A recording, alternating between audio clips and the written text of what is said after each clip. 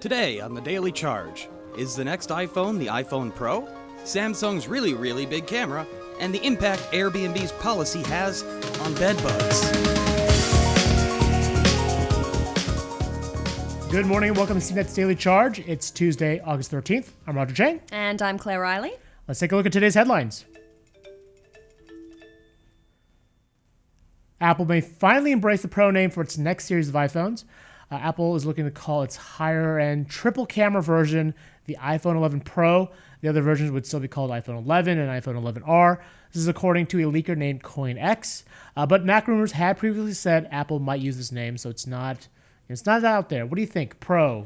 I think it's a lot better than the iPhone X because, gosh, that just caused a lot of confusion. I mean, I don't want to get conspiratorial and say that this was leaked by a guy called CoinX, but, I mean, join the dots. Join the dots right there. I think it makes sense to unify the brand naming Pro across the lines. Sure. Maybe it's an easy way of making your phone sound really impressive without having to do too much under the hood. That's true. You add an extra camera in there, you call it Pro, all of a sudden people are salivating over it. Right? All right, next up, Samsung is going big with its next camera. Really big. The consumer electronics giant said it developed a 108 megapixel camera in cooperation with Chinese player Xiaomi. It will use 108 megapixels in daytime, while sensors will let in more light to create a 27 megapixel image in low light settings. Now, what do all these numbers mean? Do you think that's going to make a big difference? I read the release from Samsung. I think for the average person, it was a lot of tech speak that would go over their heads. Yeah. But I think what you're going to notice is when you're taking a selfie at a bar, it's not going to look terrible. And that's what people really notice. It's like the day-to-day use. So I'm keen to test it out. But I've been told time and time again, more megapixels don't necessarily mean a better photo. So we'll have to see how this all works. Keep in mind, it also shoots in 6K and at 30 frames per second. Also, Snap is back with a third-generation version of its spectacles. Remember those? The original exploded out of the gate, garnering lines for its weird yellow pop-up kiosk. Only to implode as people realized they didn't want glasses with cameras in them. But Snap is back and quietly launched a new third version that's supposed to add a 3D element to the photos. The original cost $100. This one costs $380. Oh, Snap. I know. What is going on? I think this one is like maybe it's that sunk cost fallacy. If we just keep trying, people pushing, will eventually buy them. Double down. Yeah, they had a slight increase in user numbers, so maybe they're like, we can bring the glasses back. Everything's awesome again. As someone who followed that strategy at the roulette table in Vegas over this weekend and lost heavily, I would say it's a terrible strategy. Not a solution, yeah. Lastly, our main story. This is stuff of nightmares for anyone going on vacation. A CNET investigation found numerous examples of bedbug issues for guests and hosts. And while the bedbug problem is fairly universal, what we found is really the lack of a consistent policy for dealing with this problem. And while some customers were compensated, at least one host we found didn't get her concerns addressed until we contacted the company. This kind of freaks me out. Reading the story just made me itch. You can't not itch. I mean, the story, to our credit, we've done some amazing jobs with the graphics on the CNET story, but it graphics does make you itch a little. I think this is such a classic case of the share economy, right? So anytime you are considering yourself a platform and you sort of absolve yourself of the sins of being responsible for the users or the hosts on your platform, then you're kind of getting yourself into a sticky situation. Hotels might be more expensive, but they've been able to unify and develop policies for bedbugs. Yeah, I think that's the big difference here. What's telling is, at least with some of the guests we talked to, when they do report problems with bedbugs, the policy for Airbnb is not to book them into another Airbnb unit. It's just have them go to a hotel. Unfortunately, we talked to at least one guest who, like, she and her friends couldn't afford to stay in a hotel. They had to basically tough it out for another few days in that bedbug infested apartment until finally they I think called their parents to foot the bill for the last night. But they didn't get reimbursed for the hotel. They got reimbursed for the unit. But I mean, a lot of times when you have a bedbug infestation, your clothes are shot. You can't keep those things. You got to get rid of them. I had a friend at bedbugs. I mean, we basically had to tear out all of our furniture. Yeah. And you know, it was just kind of a mess. It's such a mess. I mean, I got them when I was staying in literally the world's worst hostel in Paris in 2004. I remember it so well. And I had one of those inner sheets. So I was able to come back and just like wash all my clothes. I was able to get rid of it pretty quickly. But imagine if this is someone's home we're talking about. This isn't a hotel room. And suddenly the host is having to deal with the problem. And they don't know whether it's an Airbnb problem. Right. Host responsibility. Did they have the bed bugs themselves? Did the traveler bring it through? It's such a messy situation. And when you talk about refunds, you're exactly right. I mean, I had a situation with Airbnb yesterday, and I was talking about I wanted to change my booking. So do I want to like cancel it and get a refund? If you need to get a refund, it's 3 days to process, then 15 days up to 15 days depending on your bank to get that money back in your account. If you want to leave your place and rebook a hotel, you don't get that money even if you do get refunded by Airbnb straight away. So you're kind of in a sticky situation. I mean, to their credit, yesterday when I was calling them, I had the phone pick up on the second ring. So I had a really good customer service experience yesterday with Airbnb. But I mean, this story shows they really need to up their game when it's like comes to dealing with customers. Right. If nothing else, at least be a bit more transparent in what to do in these kinds of situations. It's kind of insane, and it's amazing how having heard the scary stories, like just how little they didn't want to talk about it, right? That's sort of a big thing. Well, they pointed, our reporter Dara, they pointed her towards, all of these different policies like, oh yes, well, to answer that question, check out this, this and this. And it's like, you don't mention bed bugs anywhere in these 7 policies you've pointed me to. Right. They don't seem to have a coherent kind of strategy to address it. They don't have terms of use to address it. And they've sort of just said that, this is something from the terms of service that blew me away. Airbnb says it has, quote, no control over any of its listings, does not guarantee the rental's existence, quality, safety, suitability, or legality. When you can't guarantee the existence of something, I think you have, there are bigger issues at play here. All right, just last advice. If you get to a listing, check the bed, flip the mattress over, just double check to see if there are any bed bugs. That's sort of your best bet. All right, to learn more about the next iPhone, Samsung's cameras, Snapchat, or Airbnb's bedbug drama, you can check the links below or follow us on Twitter. Just as a reminder, you can join us here on YouTube, Periscope, or CNET.com/dailycharge, where we stream live weekday mornings at 11:15 a.m. Eastern. We love your feedbacks, so like, comment, subscribe, and feel free to go ahead and start sending in your questions and comments about today's headlines. Brian, what do we got?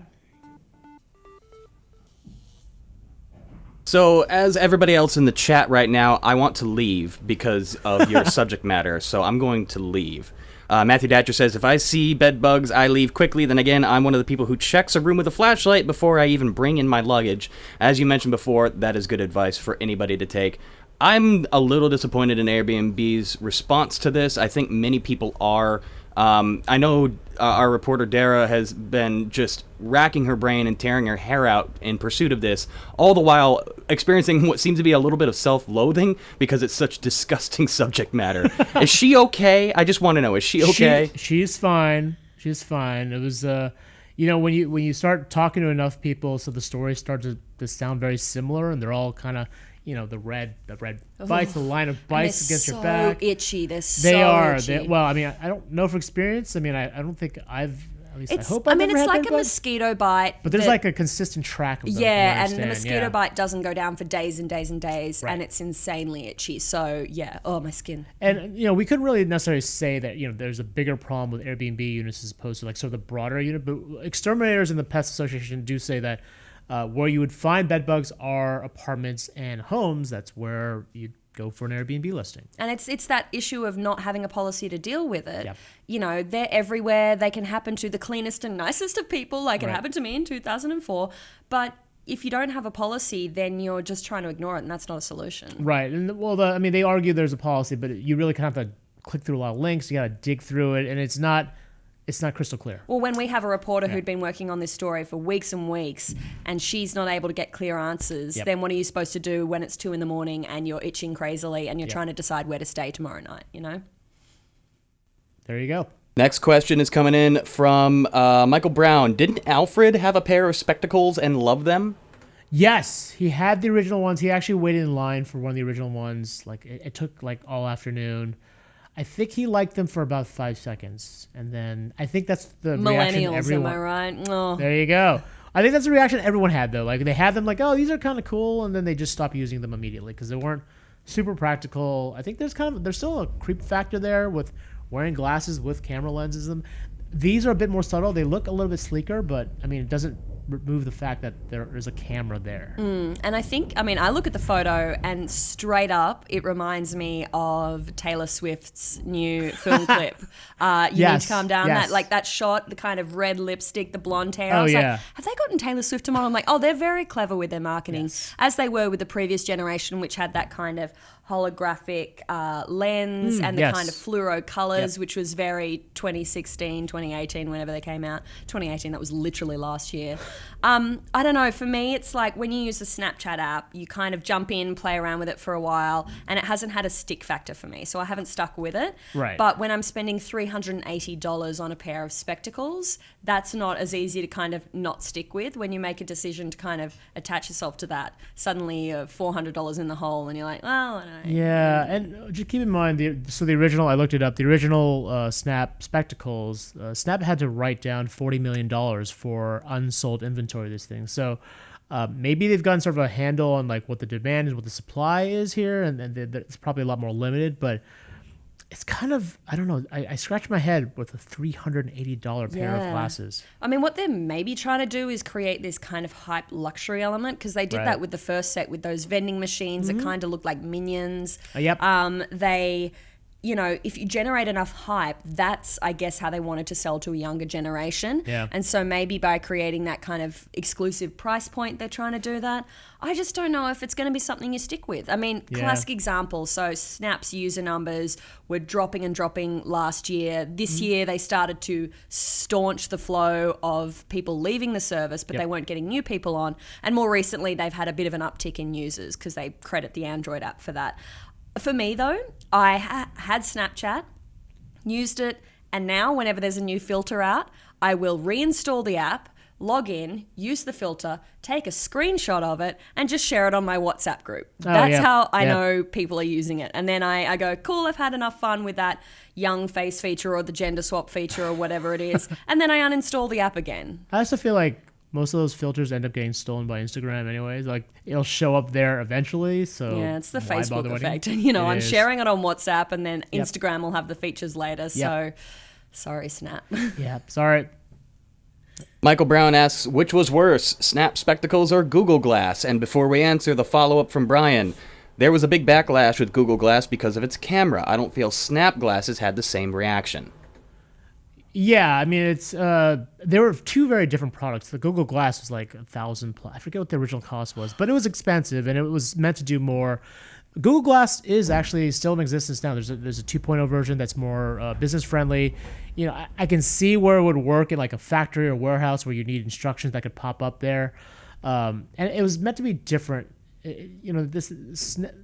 I still never really understood what spectacles was. It was like an easy way to take photos because you're too lazy to pull your phone out. Yeah, Glass at least had some utilitarian purpose to it. See, I feel like this is already splitting us along lines because for me, Google Glass was just the most tech bro thing. I remember I was at a conference once, turn around and I just see this guy who was just like, his face was saying actually, even if his mouth wasn't.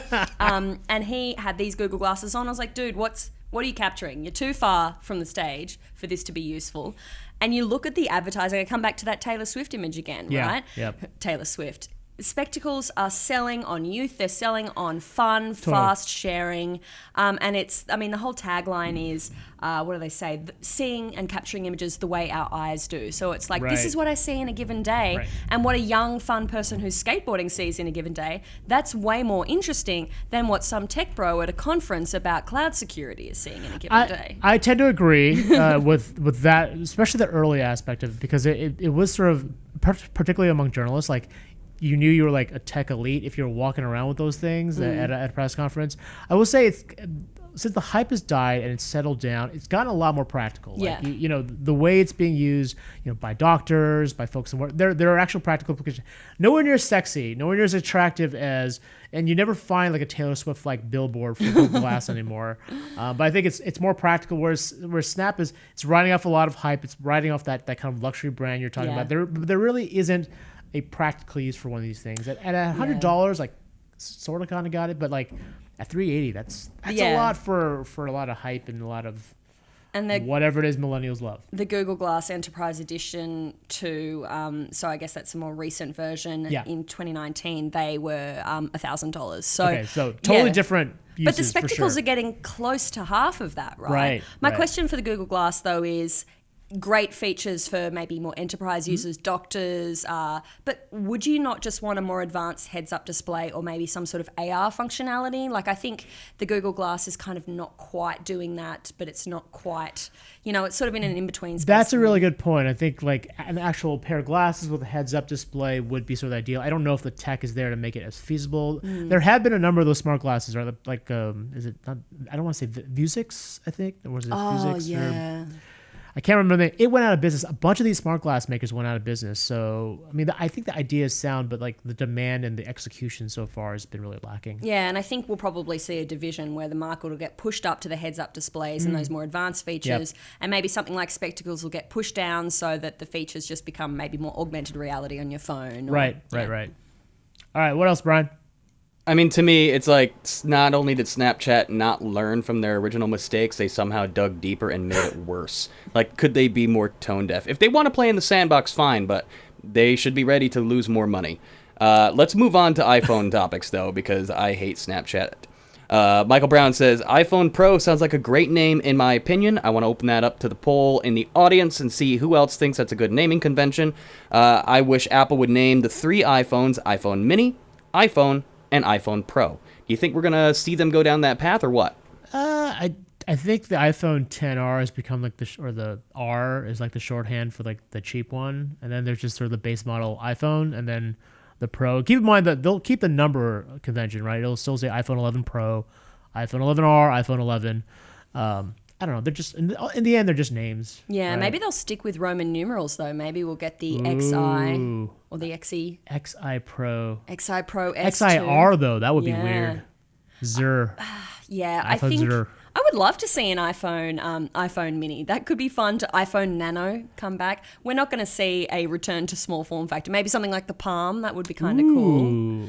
No, not the Palm. Probably not the Palm. I feel like all of these names, they've completely jumped the shark now, and it's about what we're getting under the hood. I'm interested in the idea of more cameras coming to the iPhone. Yeah, that could be kind of cool, sure. like wide-angle telephoto and ultra-wide-angle on the iPhone 11, which I think we're starting to see that convention with things like the OnePlus 7, the Huawei P20 Pro, the Note 10 just coming out. So I'm interested when the Pixel comes out, the Pixel 4. Yes.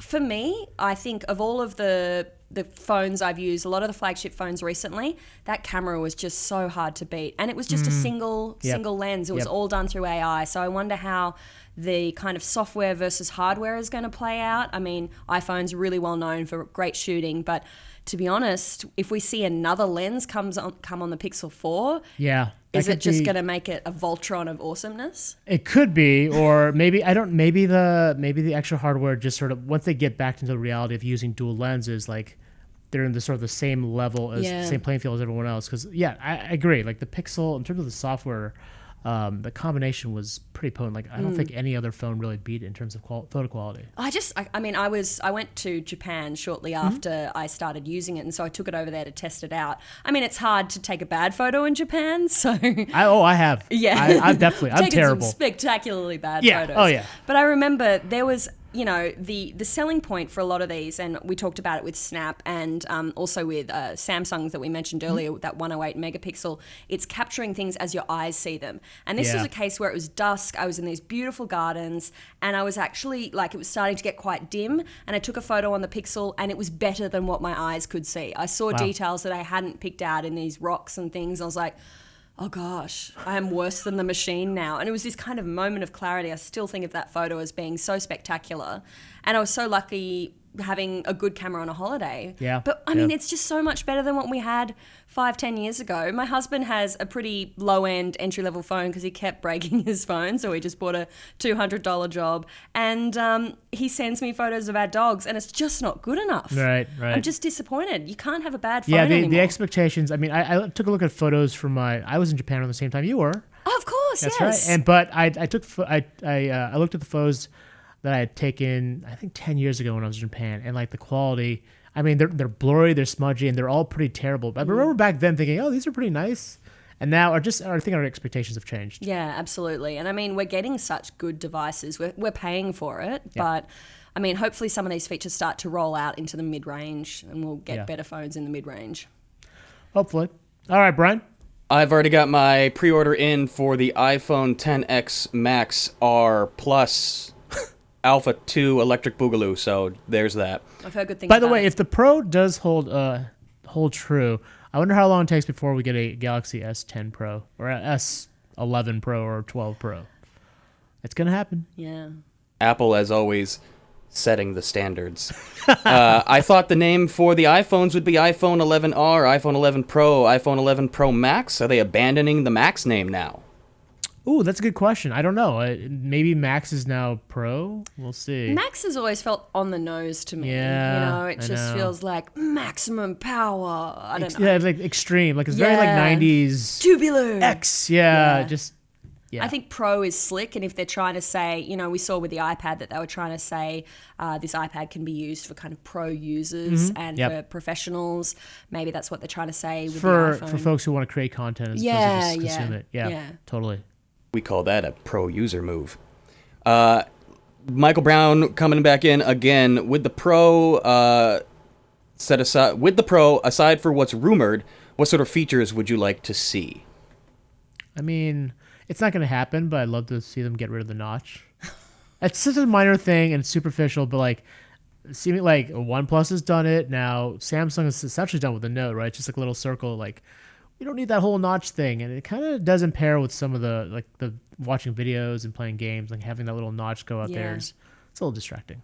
I would say bring back the headphone jack, but Yeah, not going to happen. No, I don't know. I think for me, it's a lot of the advances we see in these devices come when you get a new iteration of the iOS, and that's what I'm always looking out for. Just little fun quality of life features. When I remember we talked at it was the first day I got into this country and I was beyond exhausted. The Apple event. WWDC. Thank you. Yes, Thank you. of course. Because I was dead, clinically dead. But it was just small features that we saw come out that I was really excited about. Things like dark mode, things like just little Right. little touches that make it Well, really the robocall blocking things, like some of the focus on privacy aspects. I thought that was Yeah. like those are practical features that I'm actually looking forward to seeing. for Absolutely, sure. and I think everyday users are just going to get that little moment of like, that's really cool. Yeah. And a slightly better camera, great, fantastic. But it's those moments when, say on a phone, when you can zoom out and it's, say, the Pixel experience I had where you could zoom out and it's using kind of intelligent smart features in the software to do that. That's really cool. I can fit more people in a selfie, or maybe it's going to be little Animoji features that they start rolling out. I think it's, those will be the kind of features that I want to see. Definitely. I mean, look, I'm going to be obvious and say 5G, but we know it's not coming this year. It'll be showing up next year, hopefully, when the networks are ready. But yeah, 5G, because I'm just a giant 5G nerd. We're almost out of time, but while we're on the topic of Apple, let's take a question from a new friend, Esben Andreasen. Are there any news on new iPads coming this fall? I'm still hoping for one with an OLED screen. Ooh, nothing concrete as far as I know. Yeah, no, nothing that I spoke to Tim just the other day. We were at a barbecue, and he was like, "Look, Claire, I know all your fans are asking about it, but I just got nothing to say on iPad just yet." And I was like, "Thanks, Tim.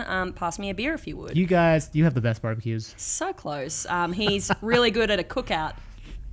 Talking about Tim Apple here, right? I was calling him Tim Cookout. Why would you call him Tim Cook? I mean, Because she set up the pun that you missed entirely. I know. I'm sorry. What a great time we're having here. Yeah, look, I would be excited to see some of those cool features on the iPad. We saw things about the accessibility support that's going to have support for auxiliary device inputs. Right, right. So that's a kind of feature that I think would be cool. So I don't know whether we'll see a massive overhaul of the hardware just yet. I think we haven't seen an iPad Pro refresh yet, so I would assume, I'm getting them all confused at this point, but I'm assuming with iPad OS coming, we'll see some sort of new hardware take advantage of the change. Yeah, and we've obviously got the big Apple event in September, so yes, which is next month. What's the date? What's the time? I do not know. It's coming up pretty soon. But yeah, it's coming up. We're expecting it for September, so Yep. I figure everyone is going to be on crazy Apple Watch then anyway. Oh yeah, we already are. Yeah. Aren't we always?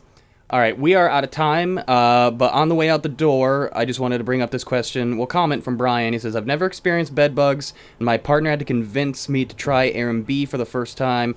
Airbnb, apparently I can't talk. And now I'm having second thoughts about doing it ever again. I'm curious. Go ahead, sound off in the chat, in the comments, or tweet at us. How are you feeling about Airbnb, or any really, what's the proper term for that? Like, not home share? What's it called? Yeah. Yeah.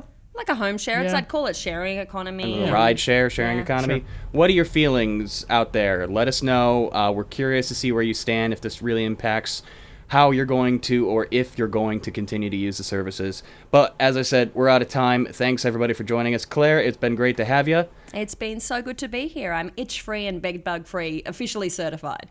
Fantastic news. Roger, take us home. Thank you again for joining us. Tag us online. Let us know what you want to see on the show. For the Daily Charge, I'm Roger Chang. I'm Claire Riley. Thanks for listening.